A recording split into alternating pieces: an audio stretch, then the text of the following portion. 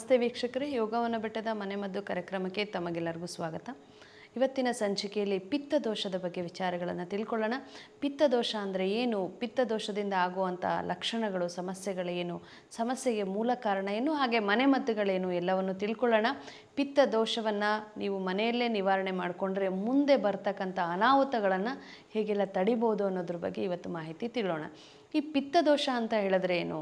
ನಿಮ್ಮ ಹೊಟ್ಟೆಯಲ್ಲಿ ಉತ್ಪತ್ತಿ ಆಗ್ತಕ್ಕಂಥ ಉಗ್ರ ಆಮ್ಲ ಮತ್ತು ಹೊಟ್ಟೆ ಹುಣ್ಣು, ಹಾಗೆ ಉಳಿ ತೇಗು ಅಂತ ಹೇಳ್ತೀರಾ. ಉಳಿ ಬಾಯಲ್ಲಿ ಬರ್ತಾ ಇರುತ್ತೆ, ಎದೆ ಉರಿ ಆಗ್ತಾ ಇದೆ, ಹೊಟ್ಟೆ ಉರಿ ಆಗ್ತಾ ಇದೆ, ಆಮ್ಲದಯುಕ್ತ ಹೊಟ್ಟೆ ಸಮಸ್ಯೆ ಕೊಡ್ತಾ ಇದೆ. ಇದಕ್ಕೆ ನಾವು ಪಿತ್ತದೋಷ ಅಂತ ಹೇಳ್ತೀವಿ. ಇದರಿಂದ ಆಗಾಗ ವಾಂತಿ ಕಾಣಿಸ್ಕೊಳ್ಳುತ್ತೆ, ವಿಪರೀತ ತಲೆನೋವು ಇರುತ್ತೆ, ಎದೆ ಉರಿ, ಹೊಟ್ಟೆ ಉರಿ, ಉಳಿ ತೇಗು ಮತ್ತು ಕಹಿ ಆಗ್ತಾ ಇದೆ ಗಂಟ್ಲಲ್ಲಿ, ಬಾಯಿ ರುಚಿ ಇಲ್ಲ, ಆಹಾರ ಸೇವಿಸೋದಕ್ಕೆ ಸಾಧ್ಯ ಆಗ್ತಾ ಇಲ್ಲ, ಹಸಿವು ಕಡಿಮೆ ಆಗುತ್ತೆ, ಕೆಲವು ಬಾರಿ ಹಸಿವಾಗುತ್ತೆ, ಆಹಾರ ಸೇವನೆ ಮಾಡೋದು ಕಷ್ಟ ಆಗುತ್ತೆ, ಕೆಲವು ಬಾರಿ ಆಹಾರ ಸೇವಿಸ್ಬಿಡ್ತೀವಿ, ಜೀರ್ಣ ಆಗೋದು ಕಷ್ಟ ಆಗುತ್ತೆ. ಇದೆಲ್ಲ ಸಮಸ್ಯೆ ಈ ಪಿತ್ತದೋಷದಿಂದ ಕಾಣಿಸ್ಕೊಳ್ಳುತ್ತೆ. ಸೊ ಈ ಪಿತ್ತದೋಷದ ಲಕ್ಷಣಗಳನ್ನು ನೀವು ತಿಳ್ಕೊಂಡಿದ್ದೀರಾ. ಇನ್ನು ಪಿತ್ತದೋಷಕ್ಕೆ ಕಾರಣಗಳೇನು ಅಂತ ಯೋಚಿಸೋದಾದರೆ, ಮೊದಲ ಸ್ಥಾನವನ್ನು ಪಡೆಯುತ್ತೆ ನಿಮ್ಮ ಖಾಲಿ ಹೊಟ್ಟೆ ಬಿಡುವಂಥ ಅಭ್ಯಾಸಗಳು. ಆಹಾರವನ್ನು ಸಮಯಕ್ಕೆ ಸರಿಯಾಗಿ ತೆಗೆದುಕೊಳ್ಳದೆ ತಡ ಆಹಾರವನ್ನು ಮಾಡುವಂಥದ್ದು. ಬೆಳಗ್ಗೆಯಿಂದ ರಾತ್ರಿ ತನಕ ನಿಮ್ಮ ಕೆಲಸ ಕಾರ್ಯಗಳಲ್ಲೇ ನಿಮ್ಮ ಗಮನ ಇರುತ್ತೆ ವಿನಃ ಕೆಲಸ ನಿಭಾಯಿಸ್ತಕ್ಕಂಥ ದೇಹದ ಆರೈಕೆ ಬಗ್ಗೆ ನಿಮ್ಮ ಗಮನ ಇಲ್ಲದೆ ಆಹಾರದ ಕೊರತೆಯನ್ನು ಮಾಡ್ತೀರಾ. ತಡ ಆಹಾರ, ಉಪವಾಸಗಳು ಇಲ್ಲಿ ಮೊದಲ ಸ್ಥಾನವನ್ನು ಪಡೆದುಕೊಳ್ಳುತ್ತೆ. ಜೊತೆಗೆ ಈ ಉಪವಾಸಗಳನ್ನು ಮಾಡೋದ್ರ ಜೊತೆಗೆ, ತಡವಾಗ ಆಹಾರ ತಗೊಳ್ಳೋದ್ರ ಜೊತೆಗೆ ಕಾಫಿ ಟೀ ಅಭ್ಯಾಸವನ್ನು ಕೂಡ ಇಟ್ಕೊಂಡಿರ್ತೀರ. ಖಾಲಿ ಹೊಟ್ಟೆ ಬಿಡೋದು ಒಂದು ತಪ್ಪಾದರೆ, ಖಾಲಿ ಹೊಟ್ಟೆಲಿ ಕಾಫಿ ಟೀ ಕುಡಿಯೋದು ಎರಡನೇ ತಪ್ಪು. ಯಾರು ಅಧಿಕವಾಗಿ ಕಾಫಿ ಟೀ ಸೇವಿಸ್ತಾ ಇದ್ದೀರೋ ಇವ್ರಿಗೂ ಕೂಡ ಪಿತ್ತ ಅಧಿಕವಾಗಿ ಕಾಡ್ತಾ ಹೋಗುತ್ತೆ. ಇನ್ನು ನಿದ್ರೆಗೆಟ್ಟು ಕೆಲಸ ಮಾಡೋವಂಥದ್ದು ಅಥವಾ ನಿದ್ರೆಗೆಡೋ ಅಭ್ಯಾಸ ನೀವೇನಾದರೂ ಇಟ್ಕೊಂಡಿದ್ರು ಕೂಡ, ಯಾರು ಇಡೀ ರಾತ್ರಿ ನಿದ್ರೆ ಮಾಡೋದಿಲ್ಲೋ ಅವರಿಗೆ ಪಿತ್ತದೋಷ ಅಧಿಕವಾಗುತ್ತೆ. ನಿದ್ರಾಹೀನತೆ ಕೂಡ ಒಂದು ಮುಖ್ಯ ಕಾರಣವಾಗ್ತದೆ. ಇನ್ನು ರಕ್ತದ ಒತ್ತಡ ಅಂತ ಹೇಳ್ಬೋದು. ರಕ್ತ ಒತ್ತಡ ಹೆಚ್ಚಾದಾಗಲೂ ಕೂಡ ಈ ವಾಂತಿ, ವಾಕರಿಕೆ, ತಲೆನೋವು ಕಾಣಿಸ್ಕೊಳ್ಳುತ್ತೆ. ಇದಕ್ಕೂ ಕೂಡ ಕಾರಣ ಪಿತ್ತದೋಷವಾಗ್ತದೆ. ಇನ್ನು ದುಶ್ಚಟಗಳು, ಮದ್ಯಪಾನ, ಧೂಮಪಾನ, ತಂಬಾಕು ಈ ರೀತಿಯ ಚಟಗಳನ್ನು ಹೊಂದಿರೋರಿಗೂ ಕೂಡ ಈ ಒಂದು ಪಿತ್ತದೋಷ ಹೆಚ್ಚಾಗಿ ಕಾಡುತ್ತೆ. ಜೊತೆಗೆ ಯಾರೆಲ್ಲ ನೀರು ಕಡಿಮೆ ಕುಡಿತಾ ಇದ್ದೀರಾ, ಉದಾಹರಣೆಗೆ ಒಬ್ಬ ವ್ಯಕ್ತಿಗೆ ಸಮಯ ಅವಕಾಶ ಇರೋದು 24 ಗಂಟೆ.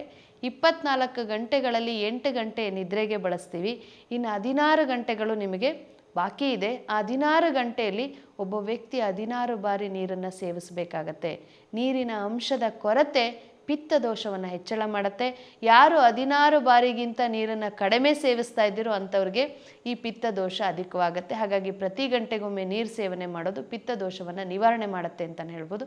ಇವೆಲ್ಲ ತಪ್ಪುಗಳು ನಿಮಗೆ ಮೂಲ ಕಾರಣವಾಗ್ತವೆ. ನೀವು ತಪ್ಪು ಮಾಡೋದನ್ನು ಬಿಡದೆ ವೈದ್ಯರ ಹತ್ರ ಚಿಕಿತ್ಸೆ ಕೇಳೋದ್ರಲ್ಲಿ ಅರ್ಥ ಇಲ್ಲ. ನಿಮ್ಮ ತಪ್ಪು ನಿಮ್ಮನ್ನು ಸರಿ ಮಾಡುತ್ತೆ. 70% ಫಲಿತಾಂಶ ನಿಮ್ಮ ಬದಲಾವಣೆಯಲ್ಲಿದೆ, 30% ಫಲಿತಾಂಶ ಔಷಧಿಯಲ್ಲಿದೆ. ಹಾಗಾಗಿ ಔಷಧಿ ಮೇಲೆ ನೀವು ಆಧಾರವನ್ನು ಮಾಡಿಕೊಳ್ಳದೆ ನಿಮ್ಮ ತಪ್ಪುಗಳನ್ನು ತಿದ್ದುಪಡಿ ಮಾಡಿಕೊಳ್ಳೋದ್ರಲ್ಲಿ ಹೆಚ್ಚಿನ ಗಮನವನ್ನು ಹರಿಸಬೇಕಾಗತ್ತೆ. ಇವೆಲ್ಲ ಬದಲಾವಣೆ ನೀವು ತಂದುಕೊಳ್ಳೋದ್ರ ಜೊತೆಗೆ ಮನೆಮದ್ದುಗಳನ್ನು ನೋಡ್ತಾ ಹೋಗೋಣ. ಯಾವೆಲ್ಲ ಮನೆಮದ್ದು ತುಂಬ ಉತ್ತಮ ಅಂತ ಹೇಳಿ. ಮುಖ್ಯವಾಗಿ ಬೆಳಗ್ಗೆ ಎದ್ದ ತಕ್ಷಣ ಖಾಲಿ ಹೊಟ್ಟೆಯಲ್ಲಿ ಹುಣಸೆಹಣ್ಣಿನ ಪಾನಕ ಸೇವನೆ ಮಾಡೋದು ಉತ್ತಮ ಮನೆಮದ್ದಾಗತ್ತೆ. ಇದು ಸಾಕಷ್ಟು ಕಾಯಿಲೆಗಳಿಗೆ ದಿವ್ಯ ಔಷಧಿ ಅಂತಲೇ ಹೇಳ್ಬೋದು. ಸಾಮಾನ್ಯ ಪಿತ್ತ ಅಧಿಕವಾಗಿರೋರು ಹುಳಿ ಬಳಸೋದನ್ನು ಬಿಟ್ಟಿರ್ತೀರ. ಹುಳಿ ತಿಂದರೆ ಸಾಕು ನನಗೆ ಗ್ಯಾಸ್ಟ್ರಿಕ್ ಜಾಸ್ತಿ ಆಗಿಬಿಡುತ್ತೆ, ಅಸಿಡಿಟಿ ಜಾಸ್ತಿ ಆಗುತ್ತೆ, ವಾಂತಿ ಆಗಿಬಿಡುತ್ತೆ, ಅದಕ್ಕೆ ಹುಳಿ ತಿನ್ನೋದಿಲ್ಲ ಅಂತ. ಖಂಡಿತವಾಗ್ಲೂ ಅದು ನೀವು ತಪ್ಪಾಗಿ ತಿಳ್ಕೊಂಡಿರೋವಂಥದ್ದು. ಹುಳಿ ತಿಂದ ತಕ್ಷಣ ಜಾಸ್ತಿ ಆಗೋದಿಲ್ಲ. ಜಾಸ್ತಿ ಆಗಿ ನಿಮ್ಮ ಹೊಟ್ಟೆಯಲ್ಲಿ ಸಂಗ್ರಹಣೆ ಆಗಿರ್ತಕ್ಕಂಥ ವಿಷಕಾರಿ ಅಂಶವಾದಂಥ ಈ ಪಿತ್ತವನ್ನು ನಿಮ್ಮ ಹುಳಿ ಪದಾರ್ಥ ಹೋಗಿ ಅದು ವಾಪಸ್ ತೆಗೆದುಕೊಂಡು ಬರುತ್ತೆ. ವಾಂತಿ ಆದ ನಂತರ ನಿಮ್ಮ ಸಮಾಧಾನವನ್ನು ನೀವು ಕಾಣ್ತೀರಾ. ಅದಕ್ಕೋಸ್ಕರ ಹುಳಿ ನಿಲ್ಲಿಸೋ ಅವಶ್ಯಕತೆ ಇಲ್ಲ. ಅದನ್ನು ಬೇರೆ ಸಮೇತ ತೆಗಿಯೋ ಕಡೆ ಗಮನ ಕೊಡಿ. ಆ ರೀತಿ ತೆಗಿಬೇಕಂತ ಹೇಳಿದ್ರೆ ಖಾಲಿ ಹೊಟ್ಟೆಯಲ್ಲಿ ಹುಣಸೆಹಣ್ಣು ಪಾನಕವನ್ನು ಸೇವನೆ ಮಾಡೋದು ನಿಮ್ಮ ಪಿತ್ತದೋಷವನ್ನು ನಿವಾರಣೆ ಮಾಡುತ್ತೆ. ಬೆಳಗ್ಗೆ ಖಾಲಿ ಹೊಟ್ಟೆಗೆ ಹುಣಸೆ ರಸ, ಏಲಕ್ಕಿ, ಬೆಲ್ಲ ಹಾಕಿರ್ತಕ್ಕಂಥ ಪಾನಕ ಎದ್ದ ಕೂಡಲೇ ನೀವು ಖಾಲಿ ಹೊಟ್ಟೆಗೆ ಸೇವಿಸಿದ ನಂತರ ಅರ್ಧ ಗಂಟೆಗಳ ಬಳಿಕ ಒಂದು ವಿಧವಾದ ಲಘು ಆಹಾರವನ್ನು ನೀವು ಕೊಡಬೇಕಾಗತ್ತೆ. ಲಘು ಆಹಾರದಲ್ಲಿ ಗಂಜಿ ಉತ್ತಮವಾದ ಆಹಾರವಾಗುತ್ತೆ. ಸಿರಿಧಾನ್ಯಗಳ ಗಂಜಿ ಸೇವನೆ ಮಾಡಿ, ಅಥವಾ ಪಪ್ಪಾಯ ಹಣ್ಣನ್ನು ಸೇವನೆ ಮಾಡಿ, ಅಥವಾ ಡ್ರೈ ಫ್ರೂಟ್ಸನ್ನು ನೆನೆಸಿಟ್ಟು ಬೆಳಗ್ಗೆ ಖಾಲಿ ಹೊಟ್ಟೆಯಲ್ಲಿ ಡ್ರೈ ಫ್ರೂಟ್ಸನ್ನು ಸೇವಿಸಿ 1 ಲೋಟ ಹಾಲು ಕುಡಿಯೋದು ನಿಮ್ಮ ಪಿತ್ತದೋಷದ ನಿವಾರಣೆಗೆ ಒಂದು ಸಹಾಯ ಮಾಡುತ್ತೆ. ಇನ್ನು ಬೆಳಗ್ಗಿನ ಆಹಾರದ ಸಮಯ 8ರಿಂದ 9-9:30 ಒಳಗಾಗಿ ಬೆಳಗಿನ ಆಹಾರ ಸೇವನೆ ಮಾಡಿ ಮುಗಿದಿರಬೇಕು. ಮಧ್ಯಾಹ್ನ 1ರಿಂದ 2 ಗಂಟೆ ಒಳಗಾಗಿ ಮಧ್ಯಾಹ್ನದ ಆಹಾರ ಸೇವಿಸಿರಬೇಕು. ಸಂಜೆ 5ರಿಂದ 6 ಗಂಟೆ ಒಳಗಾಗಿ ಒಂದು ಲಘು ಆಹಾರ. ಅಲ್ಲಿ ಸಾಮಾನ್ಯ ಎಲ್ಲರೂ ವಿರುದ್ಧ ಆಹಾರಗಳನ್ನು, ಎಣ್ಣೆಲಿ ಕರೆದಂಥ ಪದಾರ್ಥಗಳನ್ನು, ಕಾಫಿ, ಟೀ, ಬ್ರೆಡ್ಡು, ಬಿಸ್ಕೆಟು, ಬಜ್ಜಿ, ಬೋಂಡ, ಪಾನಿಪುರಿ, ಮಸಾಲೆ ಪುರಿ, ಈ ರೀತಿ ಕೆಟ್ಟ ಆಹಾರಗಳಿಗೆ ನೀವು ಮೊರೆ ಹೋಗ್ತೀರಾ. ಇಂಥ ಒಂದು ಸಂದರ್ಭದಲ್ಲಿ ಒಂದು ಉತ್ತಮ ಆಹಾರವನ್ನು ಕೊಡಬೇಕಾಗತ್ತೆ. ಅಲ್ಲಿ ನೀವು ಗಂಜಿ, ಹಣ್ಣು, ಹಾಲು, ತರಕಾರಿಗಳು ಮತ್ತು ಯಾವುದೇ ರೀತಿಯ ಉತ್ತಮ ಒಂದು ದೇಹಕ್ಕೆ ಒಳ್ಳೆಯದನ್ನು ಮಾಡ್ತಕ್ಕಂಥ ಲಘು ಆಹಾರವನ್ನು, ಪಾನೀಯಗಳನ್ನು ಕೊಡೋದ್ರಿಂದ ನಿಮ್ಮ ಪಿತ್ತ ದೋಷವನ್ನು ನಿವಾರಣೆ ಮಾಡಿಕೊಳ್ಬಹುದು. ಮತ್ತು ರಾತ್ರಿ 8 ರಿಂದ 9 ಗಂಟೆ ಒಳಗಾಗಿ ರಾತ್ರಿ ಆಹಾರವನ್ನು ಮಾಡ್ಕೊಳ್ಳಿ. ರಾತ್ರಿ 10 ಗಂಟೆ ಮುಂಚಿತವಾಗಿ ಮಲಗೋದು ಪಿತ್ತ ದೋಷದ ನಿವಾರಣೆಯನ್ನು ಮಾಡುತ್ತೆ. ಇನ್ನು ಮಧ್ಯರಾತ್ರಿ ನಿಮಗೇನಾದರೂ ಎಚ್ಚರವಾಗ್ತಾ ಇದ್ದರೆ ಮಧ್ಯರಾತ್ರಿಯಲ್ಲಿ ರಾತ್ರಿನೇ ಒಂದು ಗಂಜಿ ಮಾಡಿಟ್ಟಿರಿ. ಎಚ್ಚರ ಆದ ತಕ್ಷಣ ಗಂಜಿ ಸೇವನೆ ಮಾಡಿ ಪಿತ್ತ ಉಲ್ಬಣ ಆಗೋದನ್ನು ನೀವು ತಡೆಗಟ್ಟಬಹುದು. ಬೆಳಗಿನ ಜಾವ ಬೇಗ ಏಳೋ ಅಭ್ಯಾಸ ಮಾಡಿ. 5:30-6 ಗಂಟೆ ಒಳಗಾಗಿ ನೀವು ಎಚ್ಚರವಾದರೆ ಪಿತ್ತ ದೋಷವನ್ನು ಹೆಚ್ಚಳ ಆಗೋದ್ರಿಂದ ನೀವು ದೂರ ಇರ್ಬೋದು. ಇವೆಲ್ಲದರ ಜೊತೆಗೆ ಪ್ರತಿ 1 ಗಂಟೆಗೊಮ್ಮೆ ನೀರಿನಂಶದಲ್ಲಿ ಮಜ್ಜಿಗೆ ಸೇವನೆ, ದಾಳಿಂಬೆ ಹಣ್ಣಿನ ಸೇವನೆ, ಮೋಸಂಬಿ ಹಣ್ಣಿನ ಸೇವನೆ, ಪೈನಾಪಲ್ ಹಣ್ಣಿನ ಸೇವನೆ, ಸೇಬು ಹಣ್ಣಿನ ರಸದ ಸೇವನೆ, ಈ ರೀತಿ ಹಣ್ಣಿನ ರಸಗಳ ಸೇವನೆಯನ್ನು ಆಗಾಗ ಮಾಡೋದ್ರಿಂದ ಕೂಡ ಪಿತ್ತ ದೋಷ ನಿವಾರಣೆ ಆಗುತ್ತೆ. ಕನಿಷ್ಠ 4 ಲೀಟರಷ್ಟು ನೀರಿನ ಅಂಶ ನೀವು ಬಳಕೆ ಮಾಡೋದು ತುಂಬ ಉತ್ತಮ ಅಂತ ಹೇಳ್ಬೋದು. ಇದರ ಜೊತೆಗೆ ಒಂದಷ್ಟು ಮನೆಮದ್ದುಗಳು ಅಂತ ಹೇಳೋದಾದರೆ, 1 ಬಟ್ಲು ಜೀರಿಗೆ ಕಷಾಯವನ್ನು ಮಾಡ್ಕೊಳ್ಳಿ. 1 ಚಿಟಿಕೆ ಏಲಕ್ಕಿ ಪುಡಿಯನ್ನು ಸೇರಿಸಿ ಕುಡಿದ್ರೆ ಪಿತ್ತ ದೋಷ ನಿವಾರಣೆ ಆಗುತ್ತೆ. ನೇರಳೆ ಹಣ್ಣನ್ನು ಸೇವಿಸೋದ್ರಿಂದ ಕೂಡ ಪಿತ್ತ ಶಮನವಾಗುತ್ತೆ. ಹಾಗೆ ಬೇಲದ ಹಣ್ಣು ಅಂತ ನೀವು ಕೇಳಿರ್ತೀರ, ಅದು ಸ್ವಲ್ಪ ಹುಳಿ ಇರುತ್ತೆ, ಆದರೂ ಕೂಡ ನೋಡಿ ಪಿತ್ತಕ್ಕೆ ಹುಳಿನೇ ಮದ್ದು ಅಂತ ಹೇಳುತ್ತೆ. ಬೇಲದ ಹಣ್ಣಿನ ತಿರುಳಿಗೆ ಸಮಭಾಗದ ಸಕ್ಕರೆ ಅಥವಾ ಸಕ್ಕರೆ ಸೇರಿಸ್ಬೋದು ಅಥವಾ ಬೆಲ್ಲವನ್ನು ಸೇರಿಸ್ಬೋದು.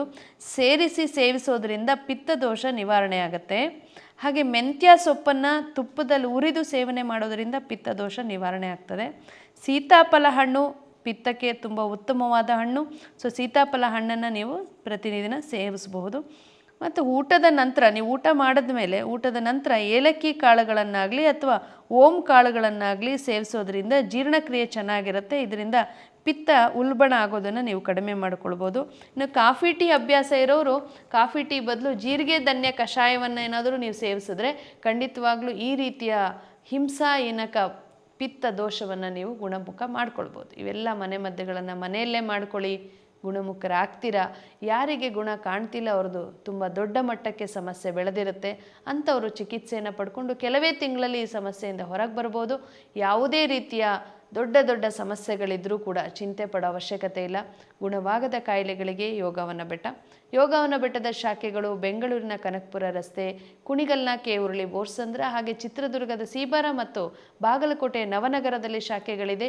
ನಿಮ್ಮ ಯಾವುದೇ ಸಮಸ್ಯೆಗಳಿದ್ರೂ ಕೂಡ ದೂರವಾಣಿ ಸಂಖ್ಯೆಗೆ ಕರೆ ಮಾಡಿ ಮಾಹಿತಿಗಳನ್ನು ತಿಳಿದು ಅಪಾಯಿಂಟ್ಮೆಂಟ್ ತೆಗೆದುಕೊಂಡು ನೀವು ನೇರ ಭೇಟಿ ಮಾಡಬಹುದು, ಚಿಕಿತ್ಸೆಯನ್ನು ಪಡ್ಕೊಳ್ಬಹುದು. ಧನ್ಯವಾದಗಳು.